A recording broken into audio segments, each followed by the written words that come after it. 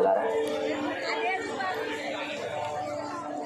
మనకు ఏదైనా ఆపద కలిగిందని ఆ పరాయ మతాలలోకి పరుగులు పెట్టేయవలసిన పని ఏమీ లేదు. ఎవ్వరూ ఎప్పుడూ కూడా గుర్తుపెట్టుకోండి.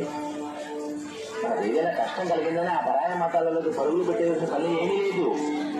కష్టాలు రాయకూడదు. ఇది కృతయుగం కాదు, శ్రేతాయుగం కాదు, ద్వాపరయుగం, అంతకన్నా కాదు. ఇది కలియుగం.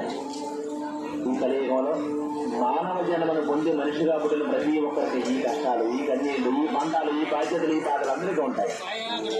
మనము చేసుకున్న పూర్వజన్మ కర్మ ఫలానుసారమే మన ఈ జీవితం సాగుతుందని అర్థం చేసుకోకుండా మనకో మన కుటుంబాలకు ఏదైనా ఆపద వచ్చేసరికి కొలిచే దేవుడిని, గౌరవించవలసిన గురువులని, పుట్టిన ఈ దేశాన్ని, పూజించవలసిన పురాణాలని, ఆచరించవలసిన ధర్మాన్ని, ప్రేమించవలసిన పెద్దల్ని, పాటించవలసిన సంస్కృతిని మరిచి ఆ మాటలు కట్టిన మాయలు, ఆ అన్యమతమైన మధ్యలో మునిగిపోతున్నారు మన వాళ్ళు.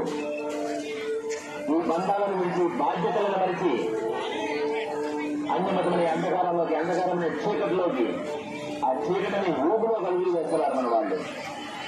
ఈ విశ్వం అంతా కూడా వ్యాపించిన ఆ పరమాత్ముడి రూపాన్ని ఎప్పటికీ చూడలేని అందులో మిగిలిపోతున్నారు.